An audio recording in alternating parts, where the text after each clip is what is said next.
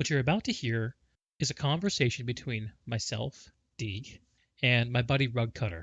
We're both longtime Planetside veterans, love the franchise, and are excited for the upcoming Planetside Escalation release. We're going to talk about what goes into the release, what we're excited about, and what we think Rogue Planet Games needs to do to make it successful. Kick back, have a listen, and let us know what you think. Do we have a specific date for Escalation coming out? It's supposed to be, it was just delayed from the 19th, which is Wednesday, to the Yes. 26th, which is the following week. Oh, okay. So we get one more weekend before it hits. Okay. Well, I was on nights this week coming up, so I wouldn't be able to stream it or play it very much. So I'm glad it's actually going to next. So your schedule I'll is be able going to to be jump on. more I'll be on. Planetside I'll be on day friendly. shift, so I'll be able to play it. Yeah, Sweet, for that's sure. awesome. Yeah. So Escalation is going to be, if I'm remembering right, there is Sanctuary, the new kind of landing strip and player hub. There's going Yes, to for the be. like. Yep. No, go ahead. No, keep going. I was going to say it's Sanctuary. It's going to be Bastion Fleet Carriers, which I am still scratching my head a little bit about how that's going to actually fit into Daily Planetside, but I'm they're also in the same incredibly boat. dope. Oh, they're really cool. I mean, in the playtest, they were amazing. They're so cool to look at. It's like a very imposing figure when you look up and see this huge like fleet carrier flying around. Did you also get And that feeling like when you were flying around the fleet carrier? That's like, oh my god, this is what I always wanted Planetside aerial fights to feel like. yes, because there was like literally like how many people were actually in the playtest, and it felt like there was 100 planes in the air. It felt huge, and you It was see just a huge air galaxies and battle. liberators and fighters, and it's like Yep, shit, like we got Star Wars in Planetside yep. finally. That's what we've always wanted, and that's what we want on the ground too. Like we want a ground battle, we want an air battle, and we want the infantry battles. We want all three of them going at once. So do you know a lot about how the this is something that I didn't spend a lot of time looking into during the playtests. How the Bastion actually interacts with the ground. It has like bombardment cannons or something like that, right? Yeah, I think you can if you're the captain, because you have to be in the captain seat for that. You're the one that's controlling the bastion with waypoints, and you can Uh-huh. also use the one like turret up top, I believe, to shoot at other air, and you can also set the ground cannons to shoot at specific targets on the ground. So you would mark It's a map target on the targeted. ground, and it'll just auto fire on it until you tell it to stop. As far as That's I know. that's kind of cool because it then puts you in the position of having to have a supporting squad that's identifying targets for you. Yes. And then That's also, cool. like, if you're running a platoon or, ops or an alert and you wanna capture a base, but they have a huge, heavy population at that base, you can pound it from the air and hopefully soften it up so your infantry can get in there and start taking over the point. Yeah, you can soften up huge infantry zergs coming out of sunderers and or big armor zergs that are kind of suppressing the Yeah, if base. you get a huge armor zerg and you wanna start taking care of it. I don't know how powerful the cannons are. I don't know if they're actually going to, like, annihilate people on the ground or if Uh-huh. it's like I never got a chance to play around with that or see it really.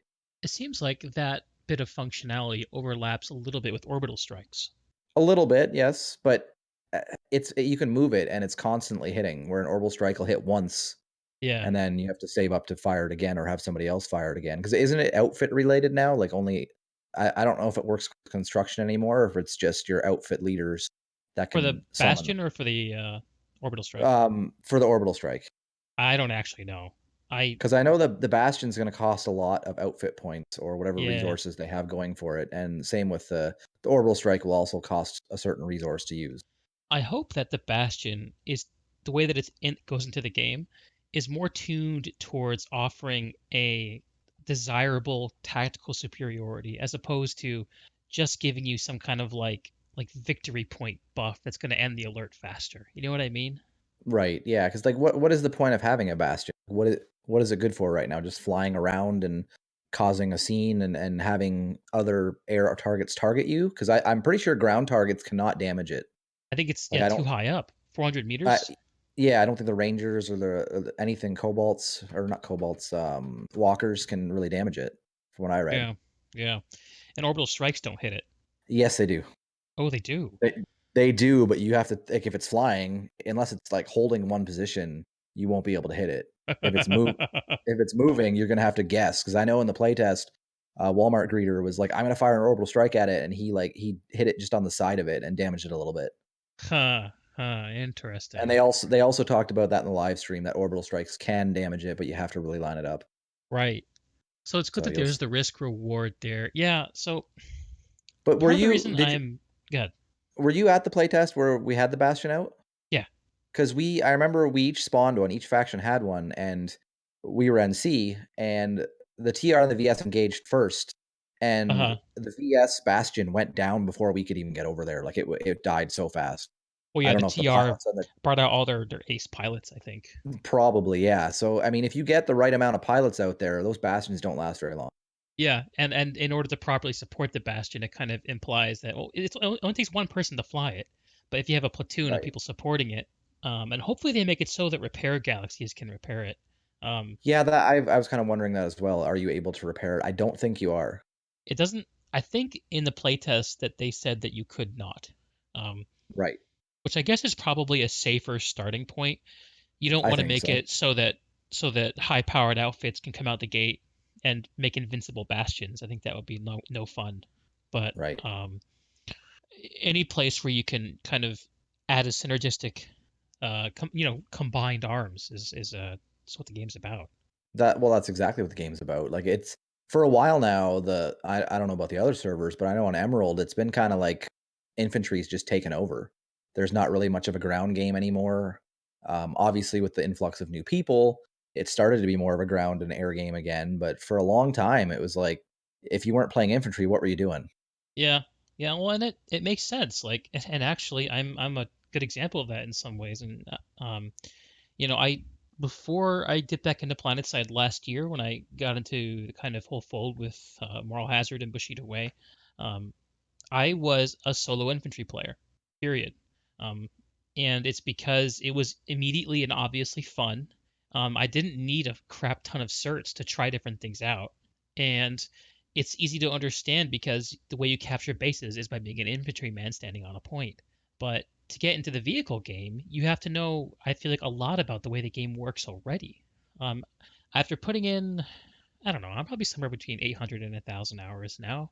I'm actually just kind of cracking the seal on the vehicle game because I got a few of our guys from the MH Discord interested in Right. playing, and Okay. they don't know how to play. They know nothing about it. Like, how do I use an Yep. equipment terminal? And so I just tried to make it simple. I'm like, okay, I'm gonna roll Sunderers with the implant that lets people spawn into my vehicle, and you're just gonna Yeah, spawn into my logistics. vehicle, and I'm gonna take you from point A to point B. Don't even think about it. Just ride along, Okay. and I'm gonna make fights for you.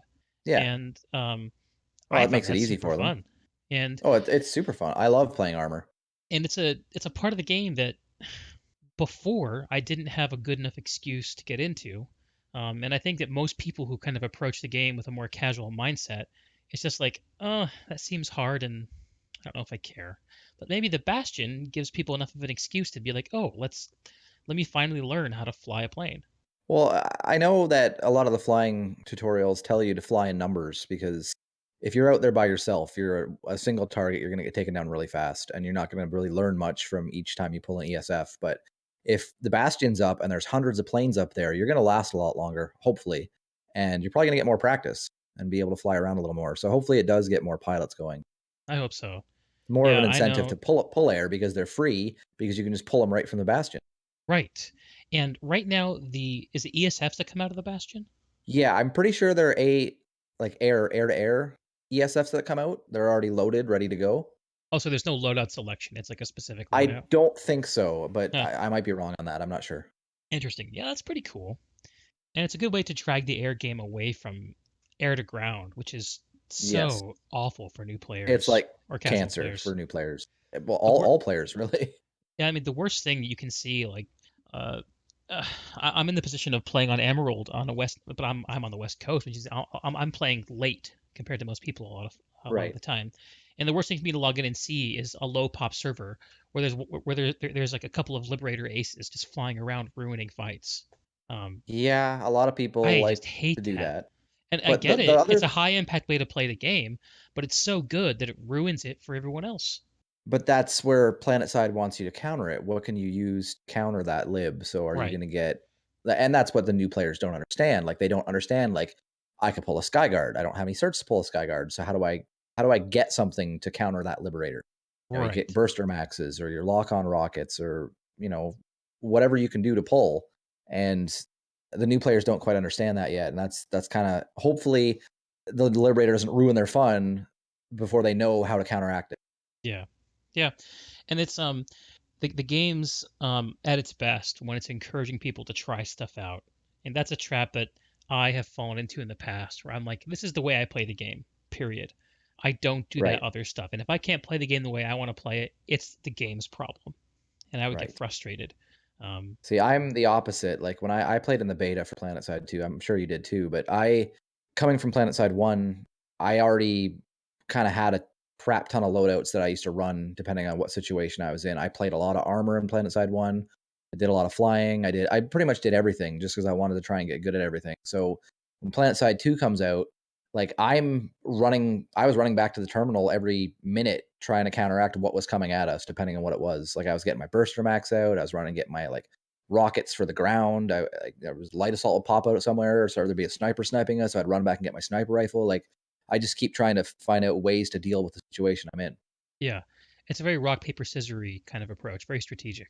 Well, and the other problem is when you pull one, like let's say you're pulling a harasser and you want to kill some infantry, so you get a cobalt, but then you run into an armor column, and it's like okay, I pulled the wrong thing. So they've made Planetside 2 kind of like a situational thing where one thing is not going to kill everything. Unless you're a Depends on Liberator your pilot. but even so, like if you're a Liberator pilot and how are you going to kill infantry if you don't have the right guns on it? Yeah. No, you're right. Like, And if you've that's the got a whole Dalton conceit on of there, you're not combined going to kill arms, anybody. is that if Yeah, any one unit could do it all, then the whole game would be about getting to the point where you can use that unit. Um, yeah. Yeah, I totally agree with you, man. And what you're saying about having a different ways to approach different problems is an approach that I'm beginning to internalize as a personally for my own play style. In fact, I was just talking to somebody else about I actually have gotten a few guys from our Discord server into Planetside the last few days, and um, I just mentioned about the battle the Sunderer, right?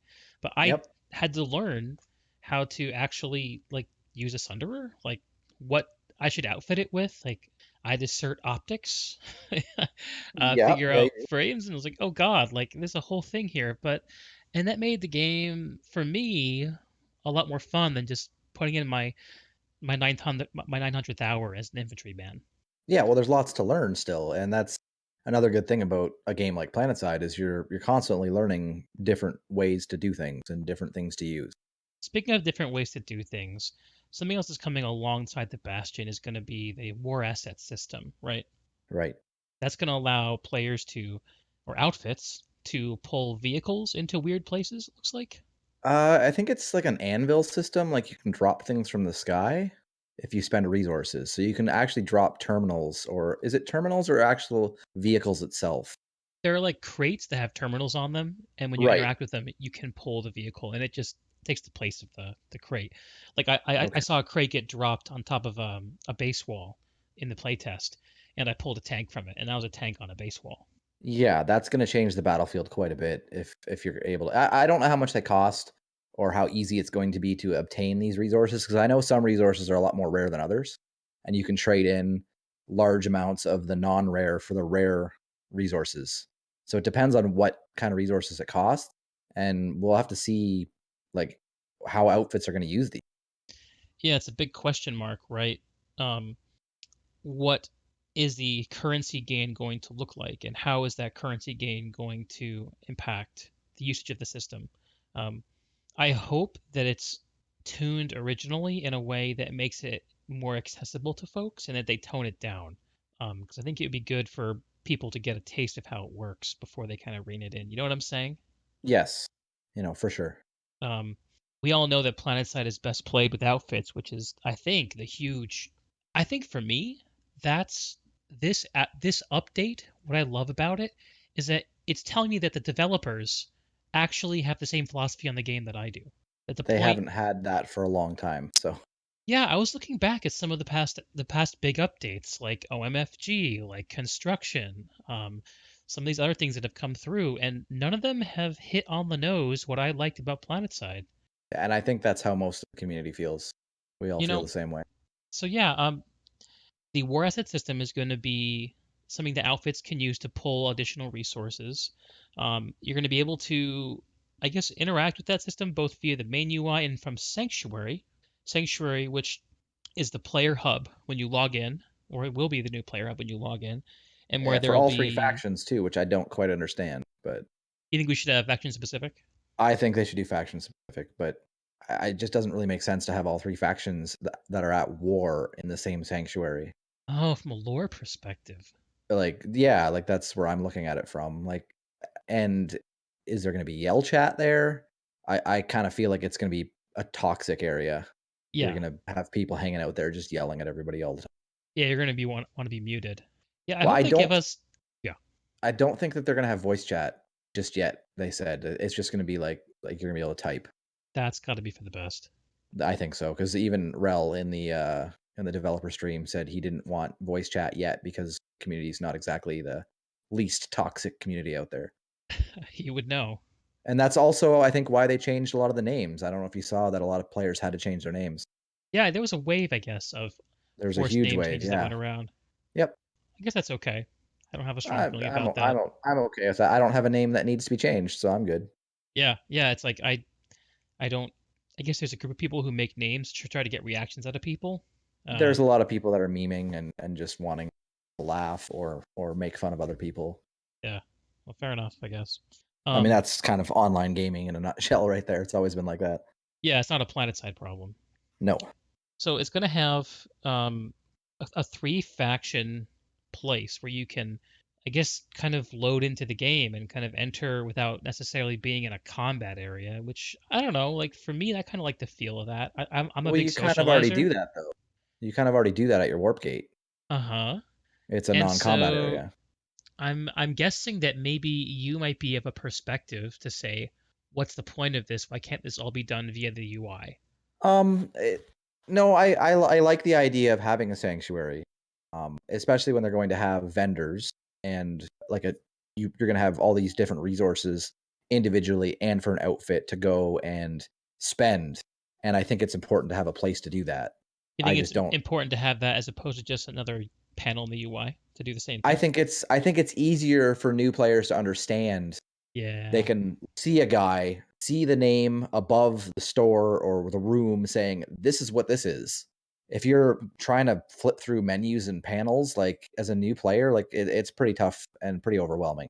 Yeah. So if they Yeah. treat it more like WoW or any other kind of MMO where you can see the guy, you know what it is, and you can go up and see what he has to offer, see what kind of currency you need. I don't have that. Hopefully, they tell you how to get that currency if you like the gun that he's selling or whatever, like an orbital strike or whatever you want. Yeah. So what I think I'm hearing from you is that the main upside to this whole system is mainly new player comprehension. I feel like it is. Yes, I feel like people that join the game now. I have a ton of friends that I've tried to get into the game that they're just lost. They get in the game, they have no idea what's going on, they have no idea where to go, no idea what to do, and I feel like if they give more of a more attention on the sanctuary for new players to be like, okay, this is what I have to do, or this is what's going on, or this is what I can get, instead of having to flip through menus and then just get thrown into combat. Yeah. Like right after the tutorial, they just throw you into combat. Yeah, it's a bit much. Do you think that the iteration of Sanctuary that we got to playtest is close enough to that? Um, it was hard to say because it was huge, and they didn't have a lot of the vendors working yet. They only had a Yeah. couple. So, I mean, it'll be you can explore it, and I think once people get to explore it, they'll see like, okay, like this is what I can do, or like I don't know if they're gonna incorporate any tutorial into it or what it's gonna be other than just vendors because that's all I really got out of it was vendors. Yeah. They seem to be the main attraction. There are of course those mysterious side doors that lead to nowhere. Yes, Um, I'm wondering, based on what you're telling me, it sounds like there's probably it might be a good thing for them to add like some planetside flavor by having faction lounges, you know, like a TR lounge, an NC lounge, a VS lounge. Um, right. I'm interested though, in the kind of competing competing kind of goals here. I guess maybe you can call it a competing promise of we want to make the lore of Planetside make sense versus we want to make the experience of Planetside be easy to engage with. And even though like I kind of get what you're saying about it makes no sense for three warring factions to be on the same station, um, I kind of feel like having three different stations would not serve any other purpose other than lore. Right. I guess I'm looking at it from a PlanetSide 1 perspective, Yeah, where when you were we on had a multiple. server, you're Yep. yeah, you were only allowed to have one character on that server of faction. So if I had a VS character, I couldn't have a TR or an NC. And having our own sanctuaries really made us hate each other. Like there was a lot of animosity between the three factions. You were Yeah, very loyal to your Planetside faction. 2 really There's softened no a lot faction of the loyalty. mechanics that forced faction loyalty. I Exactly. mean, we've got people that play on all three factions. Most people like that have played the game for a long time have close to level 100 or higher on all three factions. Well, most people who have stuck with the game, despite everything, Yes. I kind of get the sense that there's a much larger group of people out there who could be playing Planetside that are maybe have a more casual approach and just want to specialize in one character. I hope Um, so. That would make sense too. Yeah, it's just that the people who have actually stuck around are the kind who are they're going to play it no matter what, and it makes sense for them to channel their hours into being, dangerous on all three factions. I guess. Yeah, that makes sense. But yeah, I don't know, like if so, if you had to pick a faction you were loyal to, what would you pick?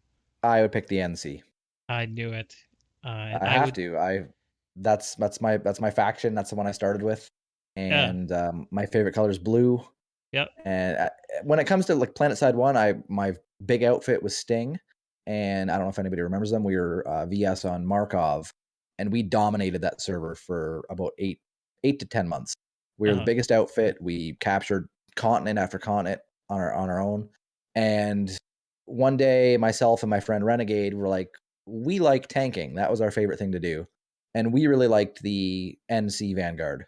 So we went and made characters on Emerald and made NC guys, and we fell in love, and we stayed there the rest of PlanetSide 1.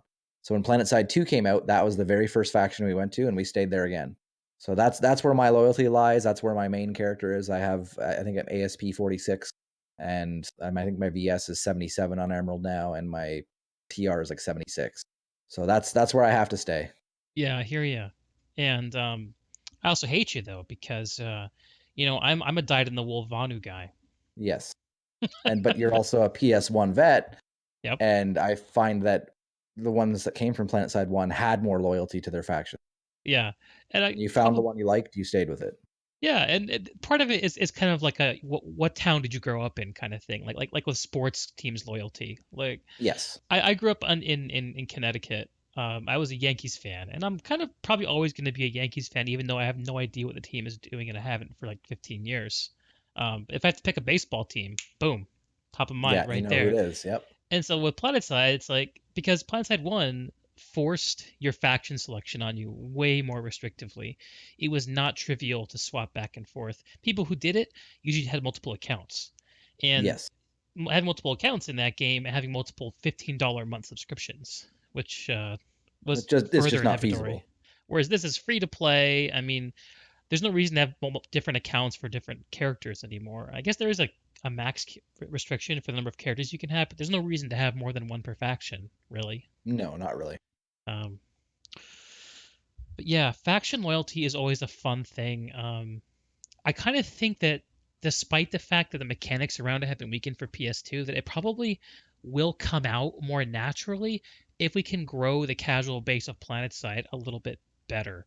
And here's what I'm the main concern that I have with all this stuff, because I've talked about how I love this update because it speaks to the core of what makes PlanetSide great to me, and all these features are really exciting. And I think you feel similarly. But the question I'm asking myself is what does PlanetSide actually have to do to achieve a permanent increase in player population? Because looking back over everything else that they've tried has either done nothing to the permanent population or it's reduced it. Everything. For me, the thing that I've always thought that PlanetSide needs is kind of not an achievement, but something that gives you a positive impact on the game. And capturing bases and then the continent just resets. What do you get out of that? You're just constantly capping the base and defending bases, and the alert gets over. You get some ISO, you get some certs, you maybe get a decal for your vehicle. Like, I don't feel any satisfaction from any of that. I Yeah, think, the problem of permanence. yeah, the veterans that play the game now are there to see how many kills per minute they're going to get. What's their KD going to be? What's their accuracy going to be? Like, what's my infantry versus infantry score? Yeah, your That's what the IVI. hardcore players play. But what are Yeah, the casual players playing for? right. What do they have to do? I mean, obviously the game is fun, and it's fun to blow people up or shoot them or whatever, like, and see how you're doing, how many kills you have, and unlocking new weapons and new guns. But what is the point of Planetside? Capture a continent and a new one opens up, and that's it. You just start all over again. There's no Planetside round where 1, you win. yeah, you're totally right about this. It's a question I've asked myself too. Planetside 1 had an approach to this that was, I think, more complicated, but I'm not sure it was any better. Where if you captured a continent, what that meant is you could invade the next adjacent continent.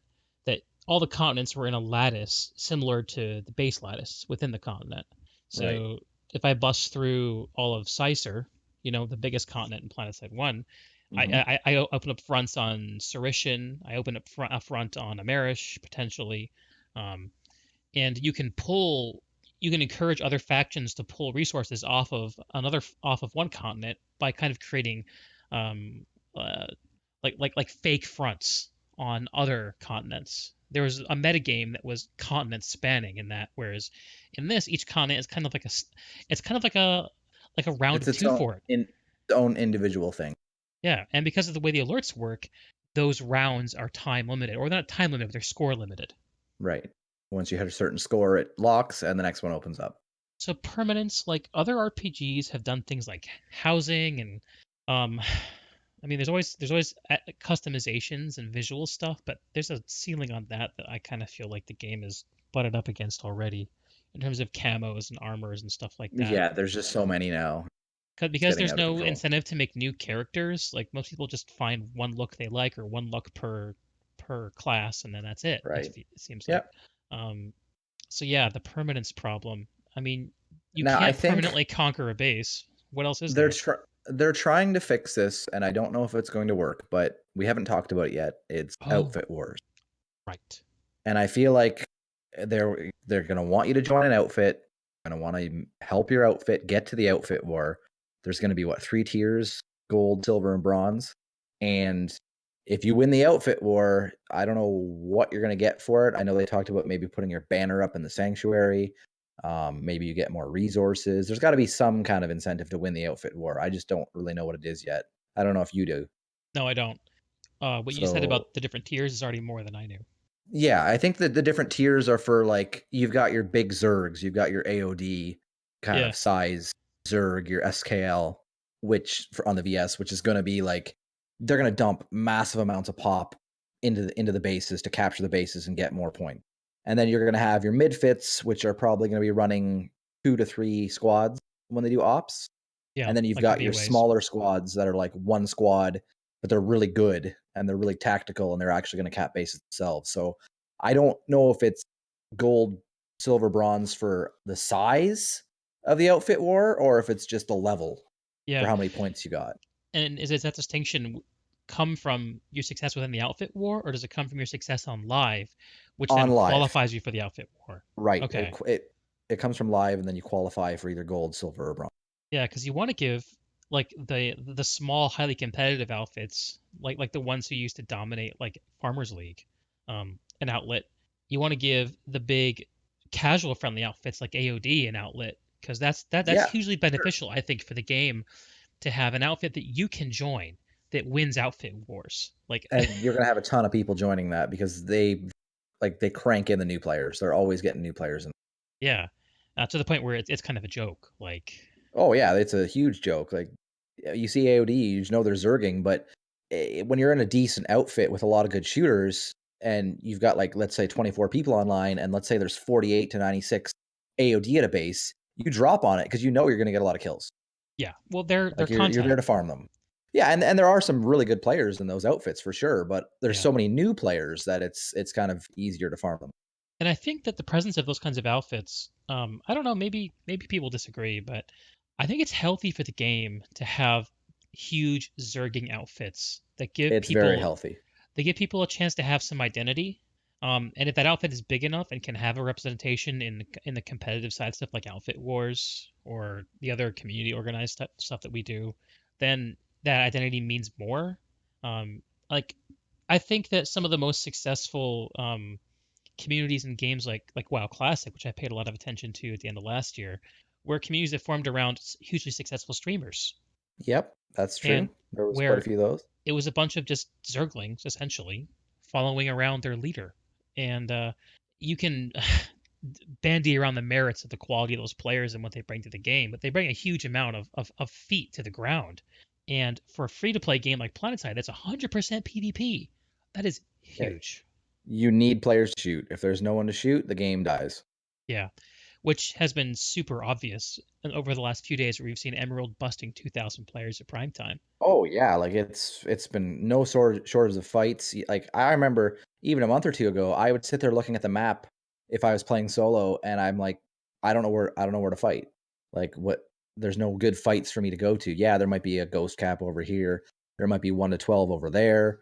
But now you log in, you look at the map, you're like, where can't I fight? There's tons of fights going on. Yeah, yeah. When I was running that small newbie squad the other night, I remember looking at the map and being like, "Wow, I can choose which continent I want to fight on." That is a unique feeling.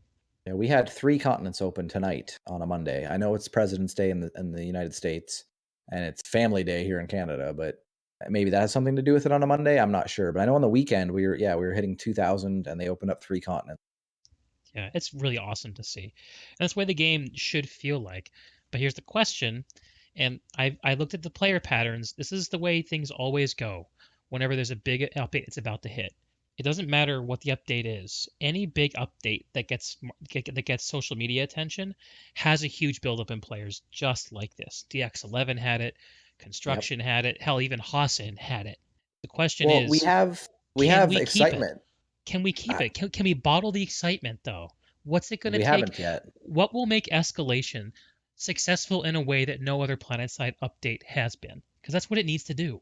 Well, at this point in the game, it came out in what, 2012? Yeah, And it's starting to look dated. The graphics are starting to get a little old. Some people think it's getting a little bit clunky when it comes to the way it works, the way the mechanics feel, mechanically. Yeah, the shooting and everything. Like obviously, being a veteran, I don't feel that way because it's just what I know. I've played the game for a long time. I know how to move my character and use the weapons and everything. So as a new player coming in, yeah, it's great because you can't get this experience anywhere else. There's been nothing like it that has come out. The only thing that's close to it would be Battlefield, and I'm pretty sure what is it, 64 or 128 players on a map at most. yeah. It's not even So, close. and it's a round, and the round's over, and you're done. And Yeah, with Planetside, it's a world. The world is always there. You're always going to see the same outfits. You're going to get rivalries going. that's one of my favorite Um, things about it is that you pick a yeah, server and you're on the same continent with the same like few thousand people. And you right. get a chance to develop those outfit rivalries. Like I rolled around with Future Crew for a little while, a few years ago, and I grew to hate recursion because at the time that was their big rival on Connery and also in Farmers League. I mean, I was grandfathered into Future Crew. I didn't really earn my way into that group because I played with them in Planetside One, but I got to be a bystander in that rivalry, and that made me want to play. Those are so good. You need those. We do need those, and we need more of that. And I don't. I'm not really sure how Outfit Wars is going to, because nobody really knows how it's going to go. I know a lot of the outfits, as well as B-Way, we are getting ready to do armor, and we're getting pilots ready, and that's something that B-Way and outfits like B-Way have not done for a while. We've been an infantry based only outfit for a long time, and we haven't had a care in the world for pilots or ground. And I know in Outfit Wars, if you want to win, if you make it there, you need ground and you need air, or you're just going to get stomped on. Yeah, and they have to be good. So that's kind of what I like about the game right now as an armor player and an infantry player, is I get to do both again, because there's so many people trying to learn the ground game again Hmm. and get ready for it. There's a lot of tanks and a lot of harassers and a lot of sunderers rolling around, and it Yeah. just, the game feels more alive. Whenever I more feel like I combined get a arms. chance to actually switch the way that I'm playing to approach a problem, I feel like I get to kind of like step back from my mounting rage. Do you know that feeling I'm talking about? It's like Yes, I have that. it's like I farm once, it's okay, it's fine. Farm twice, okay, that's not good. Farm three times, I'm in like full rage mode. But then when you take That's that step back and you're like, ah, okay, I'm gonna change this. And you hop on a plane, you hop in a tank and whatever, and it starts to work a little bit, it totally resets that negative feedback cycle. yeah, you feel good about yourself. Yeah. Rage kind of dies down. Yeah. And because the game's been so infantry centric over the last few years, there's that I feel like a lot of folks have been stuck in that kind of can have a tendency to get stuck there. At least like I know I have in the past. Yeah, you can get set in your ways pretty quick, and you kind of get your blinders on and your tunnel vision, and it's like, I'm an infantry player. I need to play heavy assault, and I'm gonna peek corners with my shield on and shoot people, Yep. and And that's what you want to do, and and that's if all they you're gonna don't do. die, then fuck this game. Yeah, like why do I keep dying? And it could be the net code that why you died, or it could be skill level, or you could just be getting angry and your aim is getting off that day. There's multiple reasons Yeah. why you're not having success in You're out of Planetside. position or you're just being Out of 3v1 position. and you need to move away. Yep. Yeah, and that's another thing is sometimes you just get out popped really quickly and you just you're so stubborn that you want to stay in that fight and you just keep dying even though it really has nothing to do with your actual skill level of shooting. Yeah. The other day, I was playing, and I was trying to go to this like there was one fight that was like 12 to 24 and even pops, and I was like, oh yeah, baby, finally, a fight that I can make a difference at. And I show up, and the entire 12 to 24 on the opposing faction is like three quarters mosquitoes, just air to ground farming. And I tried to get in there, man. It was a mistake. Yeah, there's nothing you can do, but that's where PlanetSide needs the outfits to coordinate and you got to have an air division in your outfit. You got to have a ground division. Like that's what PlanetSide 1 was more like. At least in Sting, my outfit. Yeah, We had a whole air division and we had a whole ground division and we had like 24 tanks rolling together and we had 24 to 30 aircraft going together and we had one outfit leader that would call and say, hey, air, we've got a problem over this base, we need you over there pronto, and the air would just show up and start kicking ass. And then he'd be like, hey, we got a bunch of tanks over here, like I want the ground to move there, and we'd all go. And we that's were very cool. coordinated. And I remember thinking in Planetside 2 that it was going to be the same, but it was going to be better because the new graphics, and I just thought it would work better. And I've just never had that feeling in Planetside 2. Huh? Why do you think that is? I'm really not sure. I think one of the big reasons is the redeploy. It's Mm, way too easy to redeploy. It gets you into the fight faster. The mechanics of the game, it just seems like it's all instant action right away. Let's go, which is right. great. It's great for infantry players, but in the overall like movement of the map and the way that outfits are working together, it just seems to be too quick, and it doesn't really allow for those moments of like the ground zerging here and then someone else responding to that ground and people moving because Yeah, there's no room to well, breathe. you know how it is. Like, we'll be at a base fighting, and all of a sudden that base is about to get cut off, and everyone's like, "Well, we got to get back to that base right away." So we all just hit the U key, we redeploy, and we spawn directly at that base that's getting taken, Right. and we all start fighting at that base right away again. And Yeah, for it's me, very I fast. just feel like it's too easy. Yeah, you Like might be right I about want that. One of the first bases to be things, harder. one of the big things that I noticed when I first dipped into PlanetSide 2 after playing 1 is that all the bases are much closer than they were in PS1. In They're very PS1, close. I feel like the bases were distanced in a way that was like you have to get into a vehicle to realistically go from point A to point B. For most base to base fights, there were exceptions, of course. And the Um, towers along the way as well. Right. But in PlanetSide 2, I feel like all the bases are paced geographically in a way that someone who's just instant actioning as infantry can realistically run everywhere. Yeah, I feel the same way. It's you can just foot zerg, just over the hill. You're at a new base. Whereas if you make the game in such a way that footzerking is not realistic, then it makes people who are interested in who might want to get into the combined arms aspect of the game, which is the good part of it, pick up their head and be like, huh, maybe I need to do something else here. Let me try getting into a flash. And then I once they think that start would using the flash, and they go, oh, maybe I should customize the flash, try out these different guns, and suddenly they're playing combined arms instead of just infantry side. right. But the other thing is you've got all the veterans that have been in the game for 8 years that just wanna farm. They wanna get their guns out, they wanna get their Anchor or their MSWR or Orion or BLG, whatever they have, Yeah, and just, "I wanna shoot as many people as possible in the quickest amount of time." So, they don't care about combined arms, they just wanna shoot people. And that's a lot of people I'm hearing for Outfit Wars don't really care about Outfit Wars because that's not gonna change um, their experience on live. It's gonna be the exact same. They're still gonna go yeah. out with their gun, they're still gonna shoot mans, and at the end of the day, they're gonna look at their KPM or whatever their stat they wanna look at that day and be like, "I did good today," or "I did bad today." And that's I don't see Outfit Wars changing that for a lot of the veterans.